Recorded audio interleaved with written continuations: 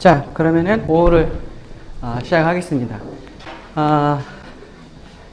바쁘네요. 오후에 엄청 바쁠 예정입니다.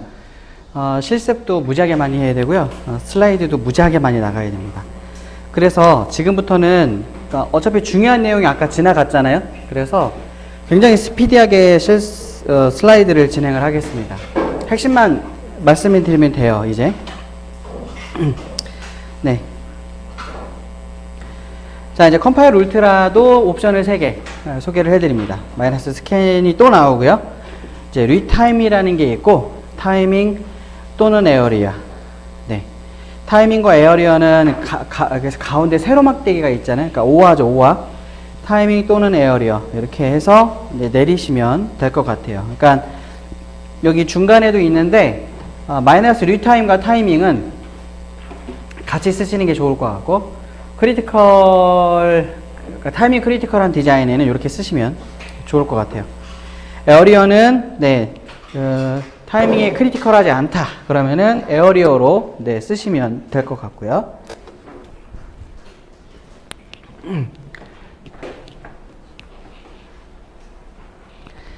자, 리타임 옵션을 쓰게 되면은 이런 일이 벌어진다.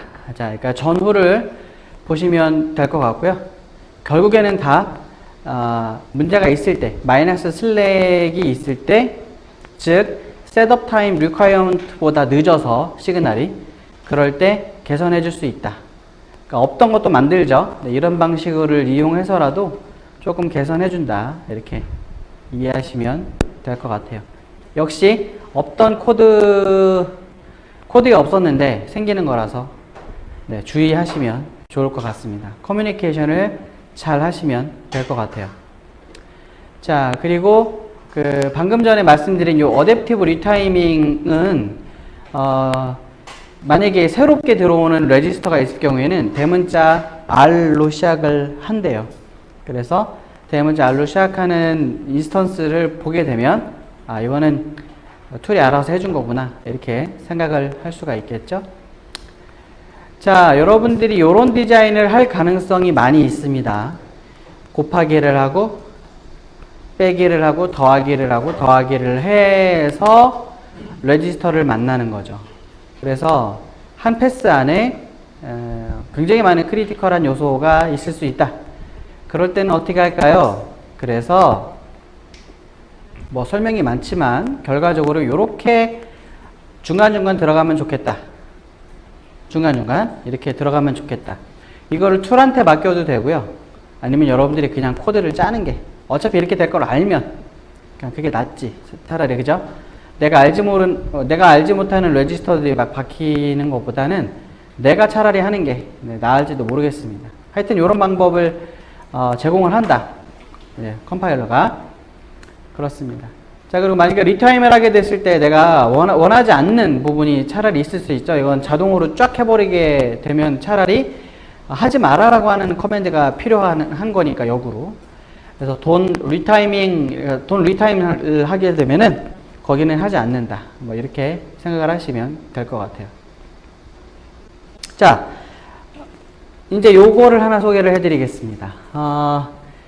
잠깐 저 좀 보시겠어요?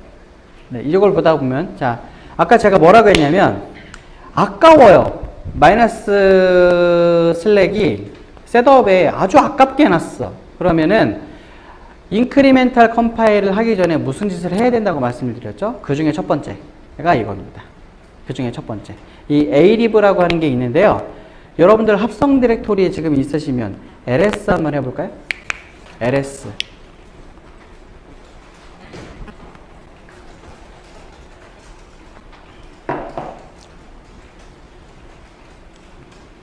합성 디렉토리에서 ls만 하시면 폴더 중에 alib-52 보여요?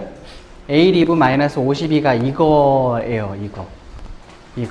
이게 뭐냐면 여러분이 타겟 라이브러리라고 준 .db를 보고 여기 있는 셀들을 조합하면 이런 걸 만들 수 있겠네?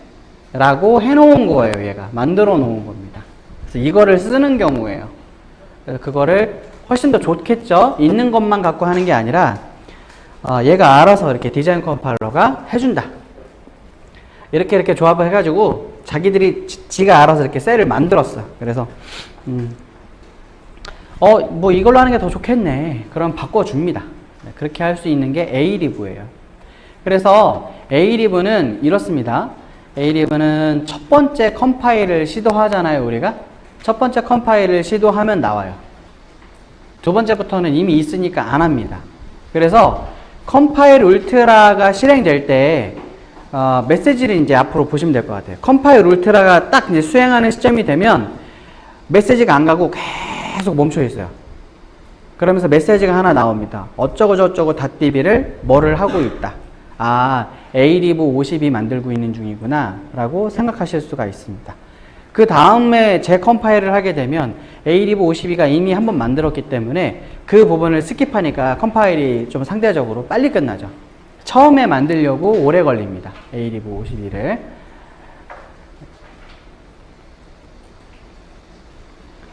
자, 근데 이제 DRC라는 게 있습니다. 아날로그 DRC가요. 풀 커스텀 레이아웃을 할 경우에 생각하는 DRC라고만 생각하면 큰 오산입니다. 그거는 여러분들이 우물 안에 계시다는 거예요. DRC라는 건 모든 툴마다 다 있는 겁니다. 디자인 컴파일러에도 디자인 룰이 있어요. 그거를 여기서 얘기를 해주고 있습니다. 특히 디지털 분야에서는 디지털 디자인을 할 때는 DRC라는 것이 우리가 알고 있는 메탈과 메탈 사이의 거리라던가 비아와 비아 사이의 거리라던가 이런 게 아니에요. 이런 게 아니라 보십시오. 자, 여기에서는 DRC라는 게 디자인 룰 컨스트레인트라고 지금 써 있는데요. 어디에서는 그런 얘기도 합니다. 디자인 룰이라고. 디자인 룰 체크라고도 얘기를 하는데 어쨌든 디자인 룰 컨스트레인트라고 생각하고 들어주십시오. 맥스 트랜지션, 맥스 팬아웃, 맥스 캐패시턴스 요런 애들이 사실은 이 세 가지가 우리가 얘기하는 에어리어와 타이밍보다 더 우선적인 체크 영역이라고 생각하시면 됩니다. 아까 그 합성하자마자 우리 컨스트레인트를 위반한 거를 한꺼번에 보는 커맨드가 있었죠. 한번 따라해 볼게요. 리포트 언더바 컨스트레인트. 네, 리포트 언더바 컨스트레인트를 할 때는 여기 위에 나와 있는 맥스 트랜지션과 맥스 팬아웃, 맥스 캐패시턴스도 나와요. 그리고 셋업 홀드도 나옵니다. 네, 그러니까 우선순위가 얘네들이 더 높은 겁니다. 자, 뭐 때문에 그러느냐? 자, 일단 따라해 볼게요. 맥스 트랜지션, 맥스 팬아웃, 맥스 캐패시턴스. 얘네들은 정말 생소합니다. 왜냐면 우리는 베릴로그 코드만 짜는 사람들이었기 때문에 알게 뭐예요, 이게 사실은? 트랜지션, 맥스 팬아웃, 캐패시턴스 사실 한 번도 들어본 적이 없습니다. 우리가 FPGA 하면서 들어본 일이 없는 애들이에요. 그러니까 이게 뭐냐면 자, 요걸 생각해 볼게요. 이게 왜 나왔는지를 생각해 보니까 컴파일이 되면 우리가 만든 RTL 코드가 게이트로 바뀝니다. 맞죠? 그럼 게이트들은 다 각각 자기가 갖고 있는 체력이 있어요. 자기만의 피지컬이 있단 말이에요. 그거를 넘으면 안 된다라는 뜻입니다. 자기 체력을 넘는다는 건 맥스 트랜지션을 넘어가는 거예요. 셀에. 맥스 캐패시턴스를 넘어간 거예요. 맥스 팬아웃을 넘어간 거예요. 그래서 툴 입장에서 보면 잘못하면 셀이 터지겠는데? 셀이 터질 거예요? 여러분? 안 되겠죠? 셀이 터지면 뭐 타이밍이고 뭐고 무슨 소용이에요 지금 이게. 그렇죠? 셀에 그 체력을 넘어가면 안 되겠다. 그러니까 이거는 오류가 발생했어. 해결해라. 라고 우리한테 알려주는 거예요. 이해가 되시죠? 흡사. 풀커스텀 레이아웃 하시는 분들이 안테나를 어떻게 해야 됩니까?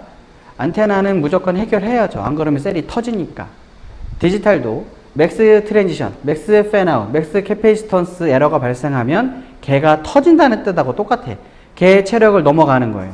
그래서 더 큰 녀석을 쓰던지, 그죠? 아니면 버퍼를 이용해서 그런 점들을 해결을 하던지 그렇게 해줘야 되는 겁니다. 해결 방법이 그거예요.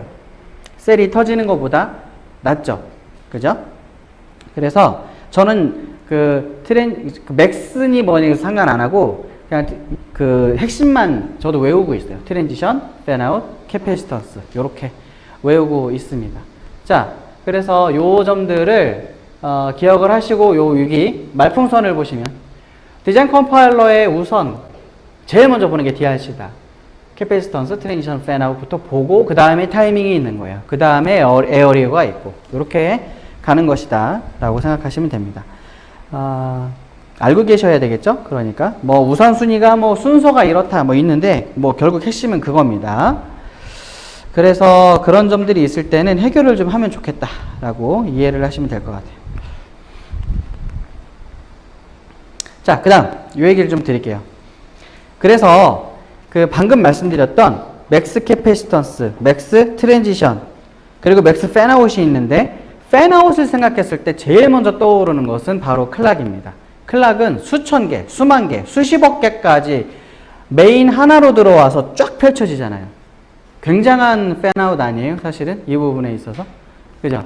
그래서 일단 DRC적인 측면에 있어서는 근데 클락은 나중에 클락은 CTS라는 과정을 통해서 버퍼가 무조건 들어가게 돼 있어요. 그래서 지금 우리가 생각하는 DRC라는 거에 대해서 클락은 고려하지 말자가 여기에서 얘기하는 메시지인 거예요. 나중에 팬아웃 가지고 클락에 팬아웃이 많아 라고 메시지가 디자인 컴파일러에서 뜨더라도 무시하시라 라는 얘기고 그렇게 하시라 라는 얘기입니다. 자, 그래서 그런 점들을 원하고 있는데 툴이 판단하기에 이 네트가 클락인지를 고려해 봐야 된다. 다시 툴 입장에서 우리는 클락인 줄 알아요. 우리 사람은 알아. 얘가 클락이라고 알아. 근데 툴이 정말로 클락이라고 생각할까? 를 생각해 보자. 자, 여기 보세요. 여기 보면은 요렇게 연결되어 있는 건 클락이 맞죠? 당연하죠. 자, 근데 여기 판단 기준이 레지스터에 클락 핀에 직접적으로 연결되어 있는 것까지만 클락이라고 인식을 해요. 툴이. 그럼 여기까지인 거예요. 여기는 클락이 아닌 거다. 툴 입장에서 보면. 여기는 클락이 맞아요. 여기도 클락이 맞아. 어차피 연결되어 있으니까 여기까지는 다 클락이에요. 근데 요렇게 얇게 되어 있는 거나 점선은 클락이 아니라고 생각할 수 있다. 라는 얘기죠. 여기 똑같아요. 자, 그래서 여기가 클락 네트워크가 아니다라고 판단을 하게 되면 점선으로 되어 있는 거라던가 이렇게 조그맣게 얇게 되어 있는 선들에는 잘못하면 버퍼가 들어갈 수가 있다. 벌써부터 들어갈 수가 있다. 그러면 안 되겠죠? 네. 그래서 요거를 툴한테 알려줘야 된다라는 얘기입니다. 그렇게 알려주는 방법이 요 커맨드입니다. 이거는 유용하실 거예요. 여러분들한테. 프로젝트 하실 때 쓰시면 될 것 같습니다. 자, 근데 저는 이거를 써요. 저거 안 쓰고 요걸 씁니다. 이거는 굉장히 오래된 전통적인 커맨드예요. 볼까요? set ideal network. 야, 이거는 아이디얼 네트워크야. 그러니까 버퍼 넣지 마. 라고. 이거는 수십 년 된 커맨드입니다. 그런데도 불구하고 예외가 있을 수 있죠. 아까 점선으로 되어 있는 거나 얇게 되어 있는 선이 만약에 문제가 됐다. 그러면은 요렇게 내려주시면 된다. 추가적으로 주세요. 추가적으로 주시면 내가 원하는 대로 클락에는 버퍼가 들어가지 않게 되겠다.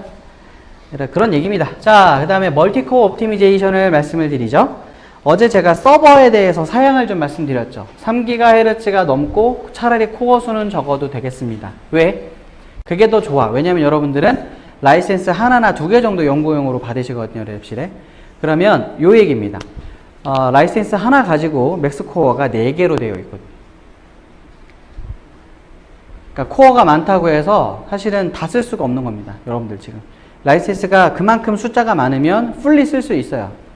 다 쓸 수 있죠. 근데 그러지 못하다면 기본적으로 맥스 코어가 4 아니면은 이게 지금 오래된 슬라이드라서 요즘에는 8이 됐을 수도 있어요. 그래서 하나 가지고 보통 4개 아니면 8개까지 쓸 수 있을 겁니다. 네, 그래서 코어 수는 그에 맞춰서 고려해서 쓰시면 될 것 같아요.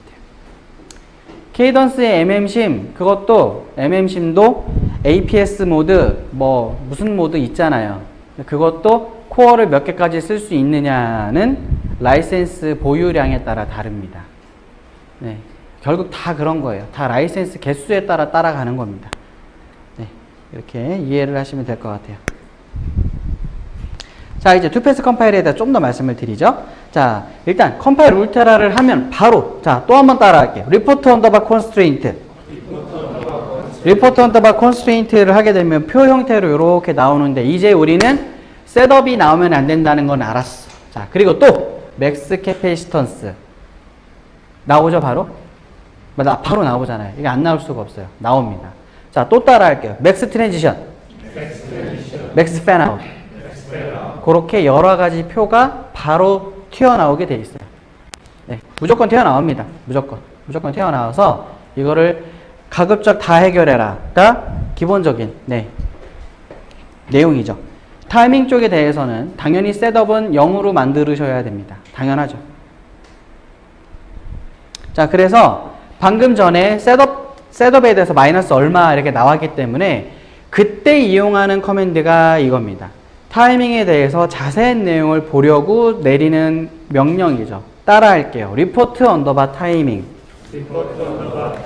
리포트 언더바 타이밍. 이거는 많은 툴들, 정말 많은 툴들에서 사용합니다. 심지어 케이던스 툴에서도 이 커맨드가 있고요. 거의 그냥 고유명사와 같습니다. 리포트 언더바 타이밍 하면은 세부적인 내용이 다 이렇게 나오고요. 이렇게 나와요.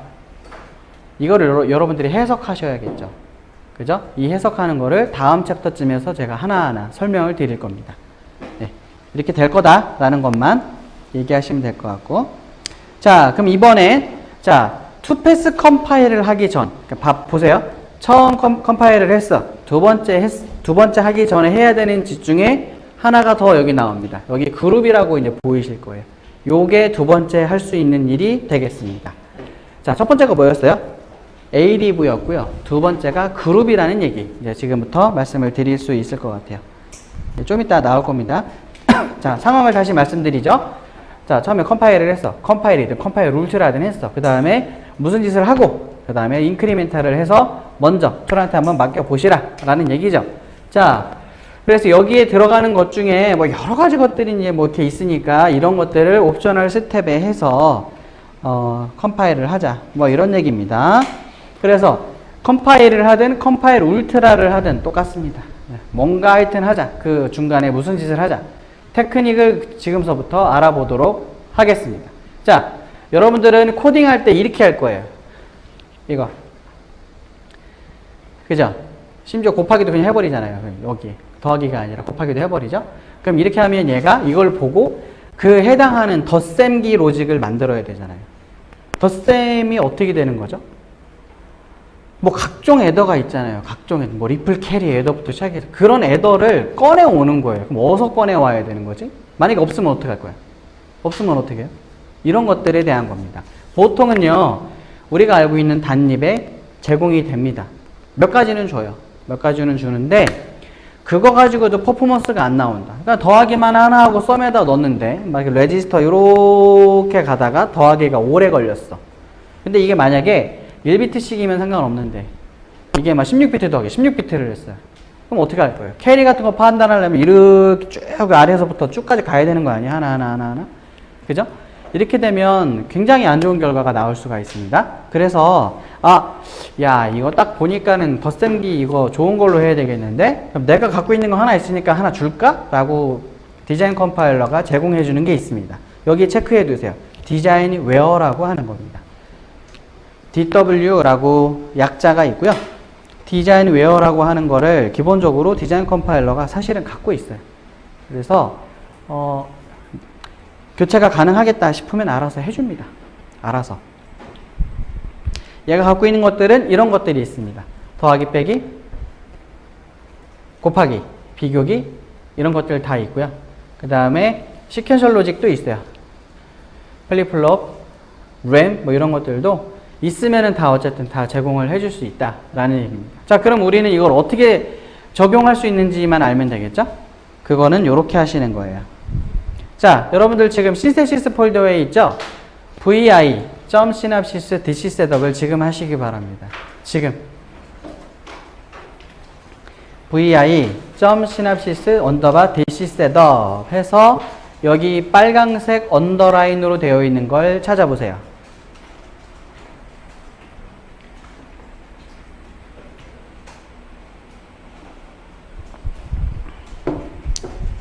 들어있어요? 그렇죠. 들어있죠? 미리 넣어놓은 겁니다. 아예 처음부터 넣어놓은 거예요.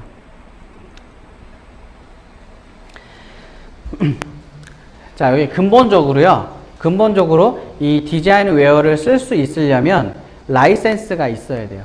근데 이미 여러분들이 라이센스가 있습니다. 여러분 연구실에도. 그래서 그 상황이면 이렇게 변수 하나만 선언하고 이렇게 신세팅 라이브러리 하고 걔를 링크 라이브러리에 적어주기만 하면 돼요. 알아서 링크를 해줍니다. 알아서 그렇게 디자인 웨어에 있는 거를 사용하실 수가 있죠.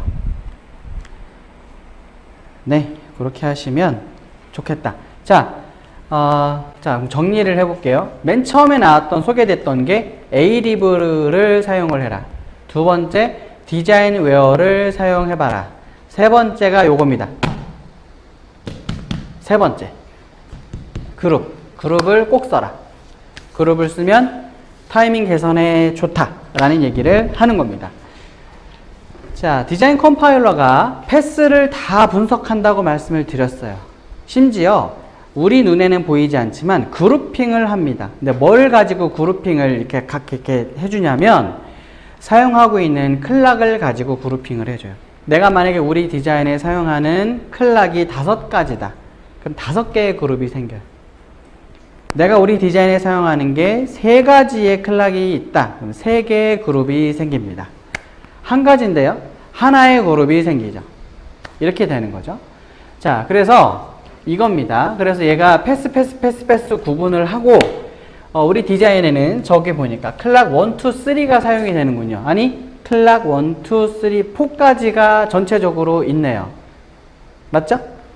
네, 맞습니다. 자, 그래서 일단 그 클락을 기반으로 해서 내 디자인에 실제 지금 사용되는 게 클락 무엇인지를 판단을 해가지고 요 클락을 기준으로 그룹핑을 한다라는 얘기입니다. 기본적으로 해요. 기본적으로. 자, 그 다음 얘가 이제 타이밍을 합성한 다음에 봤더니 여기가 우리가 준 콘스트레인트에 의해서 생긴 골이다. 근데 이거를 안에 여기까지 못 갔으면 슬랙이 플러스 값인데 넘어가 버렸네요. 많이 넘어갔네 심지어. 그래서 이렇게 되는 경우 여기는 지금 큰 문제가 될 수 있다라는 건데요. 이게 참 애매합니다. 이 상태로 놓고 나서 만약에 옵티마이즈를 하잖아요. 이거 중요한 거예요, 여러분. 잘 들으세요. 이 상태에서 옵티마이즈를 다시 한번 해봐야 되겠다. 컴파일을 다시 한번 해야 되겠다. 그러면 사실은 이 중에 제일 안 좋은 것만 조져요. 제일 안 좋은 것만 개선시킨다고. 나머지는 그대로 냅둬요. 얘가 문제가 그거예요. 그래서 제일 안 좋은 거를 우리가 적어두세요. WNS라고 부릅니다. Worst Negative Slack이라고 불러요. Worst Negative Slack이라고 부릅니다. 이 부분을. 원래 정체는 긴 컴비네이션 로직이겠죠. 그 패스겠죠. 이거를 우리가 용어로서 얘기할 때는 WNS라고 부릅니다. Worst Negative Slack이라고 불러요. 그래서 이런 옵티마이즈를 할 때는 WNS가 제일 먼저 옵티마이즈가 되는 것이고 WNS만 리포트 언더바 타이밍에 대해서 나와요. WNS만 나오게 돼 있어. 리포트 언더바 타이밍을 했을 때. 제일 안 좋은 거 하나만 나옵니다. 기본적으로. 물론 이제 더 볼 수 있는 방법이 있죠. 옵션을 넣어서. 하여튼 지금 아무것도 안 해놓은 요런 상태에서는 그럴 수 있다. 자, 그래서 쭉 넘어가 볼게요. 어떻게 하면 이걸 개선할 수 있을까? 이렇게 잘라서 우리 디자인을 그룹핑을 좀 하는 게 좋겠다. 그래서 원래 클락을 기반으로 그룹이 정해지지만 사람이 그룹을 더 추가하자. 더 추가하자라고 생각하시면 돼요. 자, 그래서 이렇게 줄 수 있습니다. 저도 그냥 이렇게 써요. 저도 그냥 이렇게 씁니다. 지금도 28나노 같은 거 할 때도 이거 그냥 써요. 저도. 여러분들도 그냥 쓰세요. 이거 그냥. 3줄밖에 안 되잖아. 그냥 그냥 쓰세요. 자, 그룹, 패스. 그룹을 하나 지정을 해. 인풋스, 아웃풋스, 콤보 이렇게 그룹을 지란 말이에요. 자, 그래서 인풋 그룹은 인풋 정말 올 인풋에서부터 들어오는 거고, 그죠? 출력은 to를 써서 올 아웃풋. 콤보는 콤비네이션 로직으로만 되어 있는 녀석이 있으면 거기를 이렇게 그룹핑을 하자라고 얘기를 하는 겁니다. 자, 그래서 원래 클락 기반으로 만들어졌던 그룹이 있는데 추가로 콤보, 인풋, 아웃풋 이렇게 그룹이 더 생긴다. 아까 X축이 없었는데 이제 그룹이 X축이 생기는 거예요. 이렇게 되면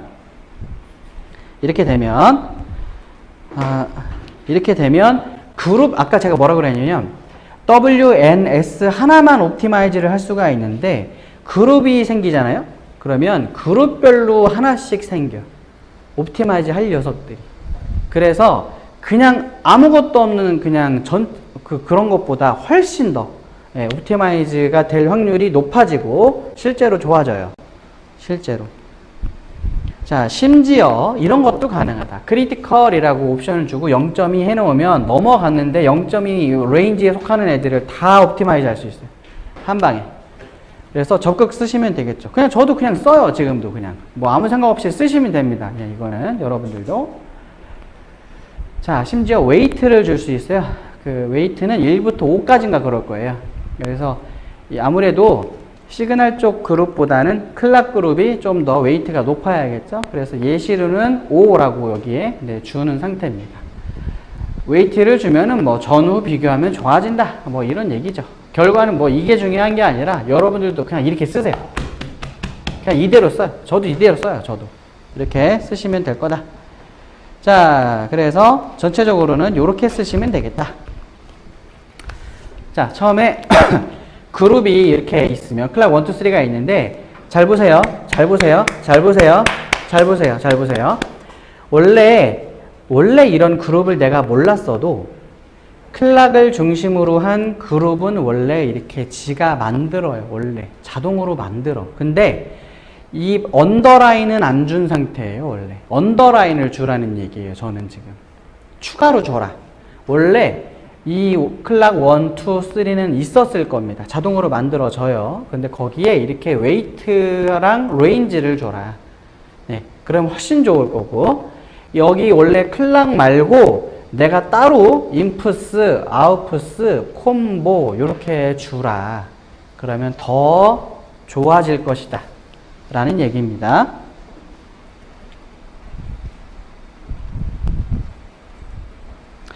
이렇게 되면 리포트 언더바 타이밍을 하게 됐을 때 보통 그룹별로 나오게 돼요. 우리가 DC 언더바 쉘 이렇게 했을 때 이제 컴파일 울트라 어쩌고 해갖고 엔터를 쳐서 합성을 시작했어. 자, 그러면 이거 직후에 바로 해야 되는 게 리포트 언더바 콘스트레인트 마이너스 올 바이올레이 뭐 이거잖아요. 이걸 했어. 그 다음에 리포트 타이밍을 한번 내려보잖아요. 만약에 셋업 바이올레이션이 있었어 가지고 일단 리포트 타이밍에 아무 옵션도 안 주고 이렇게 내리면 쭉 메시지가 나올 텐데, 메시지가 나올 때 그룹별로 제일 안 좋은 애가 하나 나옵니다. 자, 이게 예를 들어 내가 만약에 우리 디자인에 클락 1이 있고 클락 2가 있고 클락 3가 있었다고 가정하면 그 클락들을 기반으로 그룹핑이 되고 그 중에서 제일 안 좋은 워스트 네거티브 슬랙 패스가 하나씩 원래 나오는데 이렇게 돼 있어요. 여기에 추가적으로 내가 그룹을 우리 여기 화면에 보면 3개를 더 줬잖아요. 그래서 3개가 더 나와요. 이렇게 더 상세한 내용을 우리가 확인할 수 있다. 그래서 하나는 인풋스 그룹에 대해서, 여기는 아웃풋스 그룹에 대해서, 여기는 콤보에 대해서 워스트 네거티브 슬랙이 추가로 메시지로 나오게 되니까 보는 우리 입장에서는 훨씬 더 좋은 리포트를 받아볼 수가 있죠. 옵티마이즈도 요 그룹 기반으로 해서 또 옵티마이즈를 하기 때문에 훨씬 좋을 거다라는 얘기를 드립니다.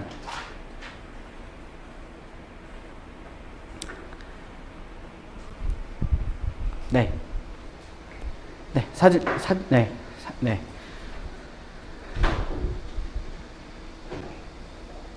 아, 네.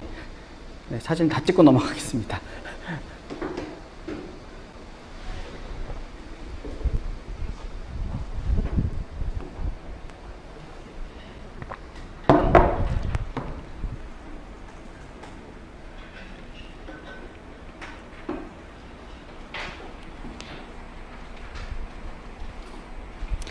자, 그러면 이제 우선순위 얘기해 볼게요. DRC 포함해서 우선순위는 말씀을 드렸어요.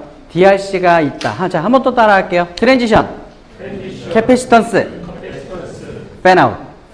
걔네들이 먼저 봐야 될 우선순위 0번이고요.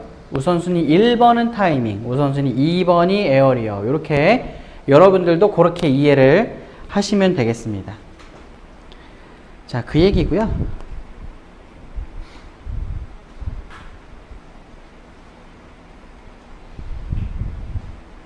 네,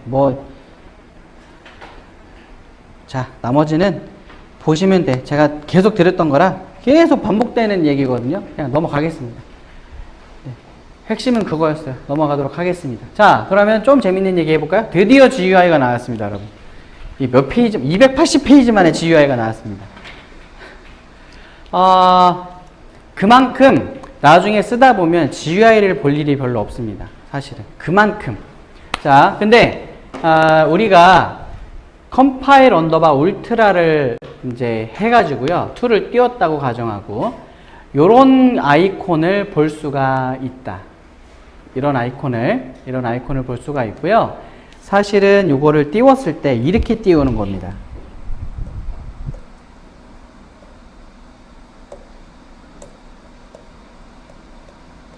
자, 그냥 일반 터미널 상황에서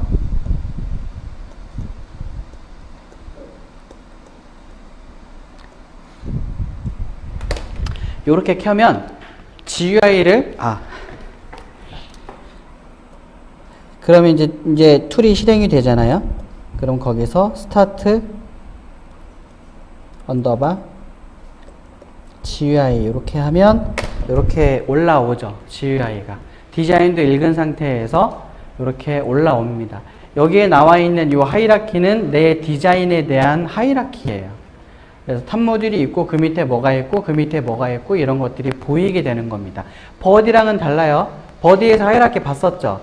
근데 그거는 RTL 코드를 갖고 시뮬레이션 했을 때 상황이고 지금은 합성한 후의 모습을 볼 수가 있다 라고 생각하시면 됩니다. 자, 오케이. 그렇게 하고 나서 다른 여러 가지를 할 수 있지만 여기서 제가 굳이 이렇게 슬라이드로 GUI를 보여드리는 이유는 톱4라고 하면 백엔드 기능을 쓸 수가 있어요. 톱4 하고 시작을 하면 백엔드 기능을 쓸 수 있다고요. 원래 백엔드는 플로 플랜부터 시작을 합니다. 땅을 펼치는 것부터 시작을 한다고요. 그 땅 펼치는 기능을 디자인 컴파일러에서 할 수가 있습니다. 그렇게 할 수 있는 게 여기 플로 플랜 탭이 있기 때문이고요.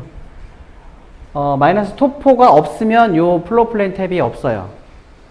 톱4 하고 실행을 하면 그때부터 플로 플랜 탭이 생기고 요 아이콘도 생깁니다. 이걸 딱 누르면 뉴 레이아웃 윈도우가 뜨는데 상단에 일단 요 커맨드를 내리고 시작할 수가 있어요. 자, set placement area를 0,0부터 150,100까지. 그 땅을 이렇게 지정하는 겁니다. 이건 DC의 커맨드예요. DC의 커맨드. 자, 그리고 create placement blockage 하게 되면은 야, 여기는 아무것도 넣지 마. 블럭한다. 블럭을 만들어 놓을 거야. 아무것도 들어오지 마. 어디서부터 어디까지? 0,80부터 20,100까지는 아무것도 못 하게 해. 라고 저 정도만 하고 요 윈도우 버튼을 new layout 윈도우 버튼을 누르게 되면 물론 라이센스가 있어야겠지만 이런 식으로 GUI가 뜨게 됩니다. ICC1이랑 흡사하죠. ICC1이랑 조금 똑같습니다.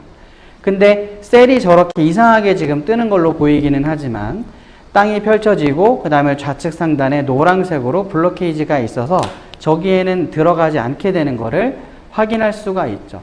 만약에 우리 디자인에 저렇게 스탠다드 셀만 있는 것이 아니라 메모리도 많이 있었다면 메모리 위치를 알아서 우리가 손으로 하든 툴한테 맡기든 해서 메모리 위치를 최적화된 위치를 찾아낼 수가 있어요. 디자인 컴파일러가 찾아줍니다.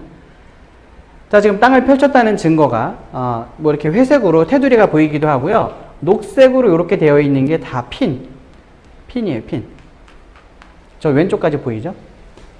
여기에 줄 맞춰 들어간 건 아니에요. 줄 맞춰 들어간 건 아니지만 어쨌든 스탠다드 셀을 놓이기도 할 수 있고 흡사 ICC1하고 비슷한 느낌으로 GUI를 할 수가 있다라는 얘기입니다.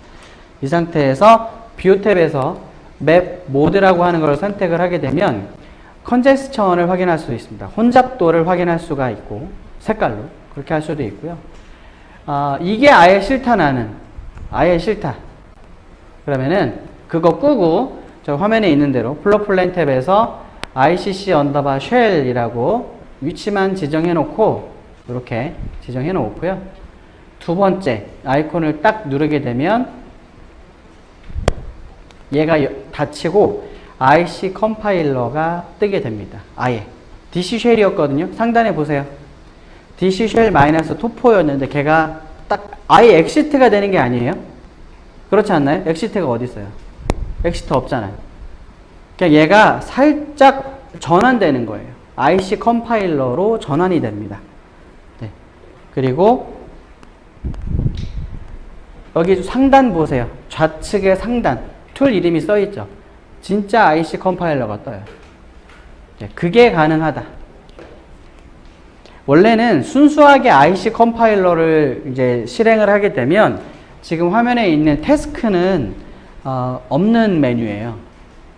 근데 이게 연결이 돼서 디자인 컴파일러가 호출해서 떴기 때문에 저런 메뉴가 나타나고요. 이건 실제 IC 컴파일러 1의 GUI입니다. 이건 아예 불러 올린 거를 알 수가 있죠. 네, 그래서 조금 사실은 원래는 그 디자인 컴파일러가 플로 플랜이 필요해가지고 ICC를 호출한 거라서 ICC의 전체 메뉴가 다 보이는 게 아니라 플로 플랜하기 적당한 정도의 메뉴만 딱 구성이 되는 거예요. 네, 그렇게 되게 돼 있습니다. 어쨌든 작업을 했다 치고 여기 이제 엑시트를 하게 되면 이런 창이 뜹니다. 야, 그러면 업데이트 할래? DC? 지금 커런트 플로 플랜 한 걸 갖고 업데이트를 디자인 컴파일러 할까? OK를 누르면 얘가 꺼지면서 바로 그냥 디자인 컴파일러가 뜨게 된다. 여기 보면 exit IC 컴파일러 하면서 맨 밑에 IC 쉘이 그대로 다시 전환되죠. 그러면 방금 내가 플로 플랜 했던 그 내용을 알고 디자인 컴파일러로 다시 돌아가는 겁니다. 이렇게 하는 게 디자인 컴파일러의 토포그래피컬 모드예요. 이렇게 해야 제대로 사실은 쓰는 거다라는 거죠. 그러면 합성을 하고 나서 정말로 이제 충분히 작업을 해서 백엔드 하러 가자라고 하면 백엔드 하는 사람은 플로 플랜 단계는 건너뛰어도 됩니다. 이미 한 거잖아 지금. 그래서 플로 플랜 뒤에 플레이스부터 하시면 아니면 파워 플랜을 하든지 이렇게 하시면 된다라고 생각하시면 되는 거예요. 이런 기능이 이미 여러분들한테 있어요. 안 써서 그렇지. 네. 이미 있다라고 생각하시면 되겠습니다. 네. 뭐 그런 얘기였어요. 자, 그럼 이제 타이밍 애널리시스로 가보도록 하겠습니다. 자, 빨리빨리 진행하도록 하겠습니다. 자, 이제 여러분들은 리포트 타이밍에 대해서 알아볼 차례가 됐고요. 이 리포트 타이밍은 디자인 컴파일러, ICC2 프라임 타임, 하여튼 타이밍에 관련된 일을 하는 모든 툴에서 요 리포트 언더바 타이밍이라고 하는 명령이 있어요. 보여주는 방법도 동일하게 나옵니다. 모든 툴에서.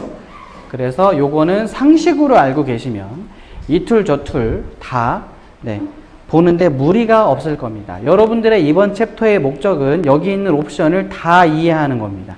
외울 필요는 없고 이렇게 되는 거구나 라는 것만 이해하시면 될 거예요. 퀴즈가 이 챕터 안에 하나 있습니다.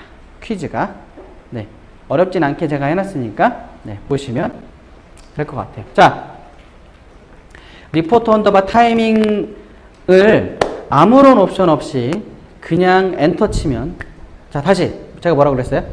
리포트 언더바 타이밍하고 옵션 없이 그냥 엔터 딱 치면 어떻게 나오는지가 나옵니다. 상단부터 마지막까지 한 3, 4페이지가 이어진다라고 생각하시면 돼요. 자, 그래서 그럼 여러분들은 어디서부터 봐야 되느냐? 제발 헤더부터 보십시오. 제발 헤더부터 보시는, 내용부터 막 이렇게 보려고 하지 말고 헤더부터 보시는 게 제일 중요해요. 제일. 왜냐면 엔지니어가 되면은 사실은 사실이 입각한 팩트도 되게 중요하고 다른 사람하고 협업도 해야 되는 상황이라서 헤더에 그런 정보들이 있어요. 별거 아니더라도. 여기 보면 뭐라고 되어 있습니까? 내가 리포트 타이밍을 어떤 옵션으로 수행을 했는지가 적혀 있어요. 이거는 거짓말을 못 하는 거예요. 그러니까. 자, 그리고 어떤 거예요? 디자인은 TT라고 하고 버전이 있죠. 내가 이 툴 버전이 뭐였느냐? 디자인 컴파일러. 야, 너 혼자 왜 다른 버전 썼냐? 이렇게 될 수 있어요. 그쵸? 그러니까 이거는 빼박이에요. 빼박할 수가 없고. 그러니까 이거는 정확한 거. 그리고 언제 내렸는지가 나옵니다. 이건 거짓말을 못 하죠. 예. 그러니까 뭐 밑장 빼기 해가지고 할 수 있잖아요. 그죠? 절대 그런 거 못 하는 거예요. 그러니까 이것만 봐도, 굉장히 중요한 정보겠다, 나중에. 네. 증거가 되기도 하고, 그렇습니다. 자, 그리고 그 당시 오퍼레이팅 컨디션이 뭐였는지를 알려줍니다. 당연히 좋은 정보죠. 우리 아까 타겟 라이브러리를 2개를 줬잖아요. 그 중에 뭘 근거로 뽑은 리포트인지가 바로 나오는 거예요. 자, 그리고 그 어떤 라이브러리를 썼는지. 네. 그리고 여기 밑에 보면 스타트 포인트가 있고 엔드 포인트가 있습니다.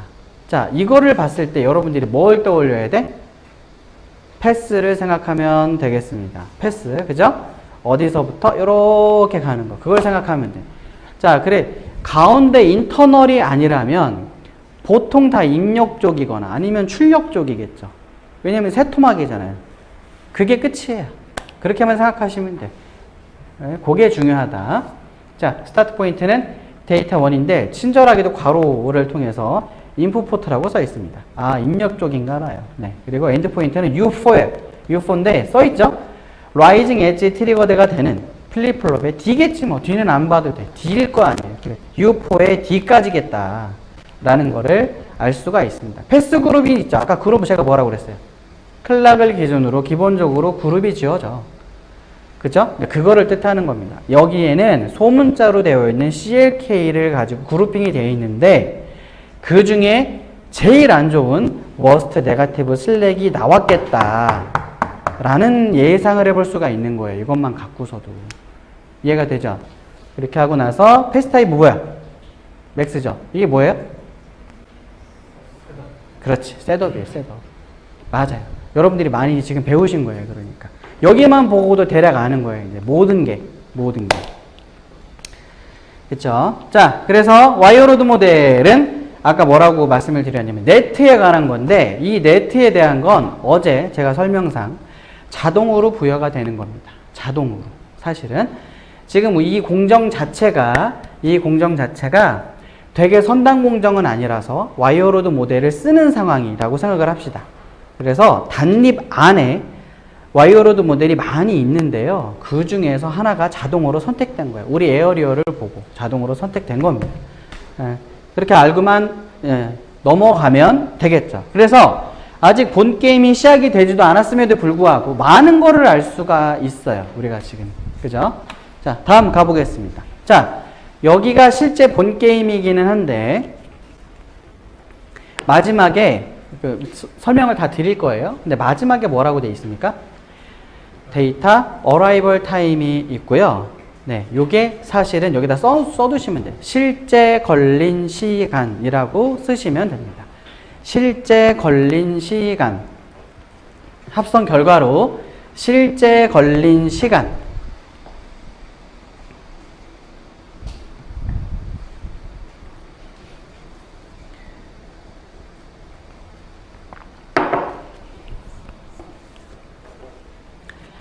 결국 실제 걸린 시간이다 라고 생각을 하시면 되겠습니다. 자, 그리고 표 형태로 되어 있는데 이 슬라이드 다음에 또 이어질 거고요. 그 슬라이드 다음에 또 이어질 겁니다. 그러니까 요건 일부분에 해당하는 거예요. 전체 중에. 자, 그래서 실제 걸린 시간을 봅시다. 맨 먼저 나와 있는 건 클락의 라이징 엣지라는 거를 알 수가 있습니다. 그러니까 시작하고 나서 다시 시작했을 때 라이징이 된다고 어제 배웠어요.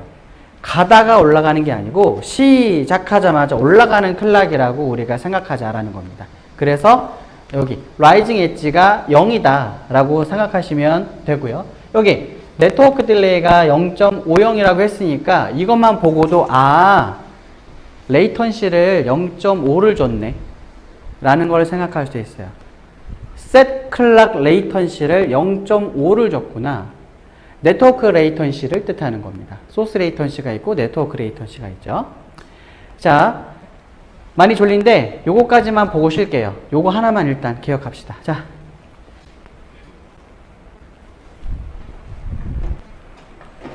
아니야, 지금 쉴게요. 쉬고 나서 다시 봅시다. 2시까지.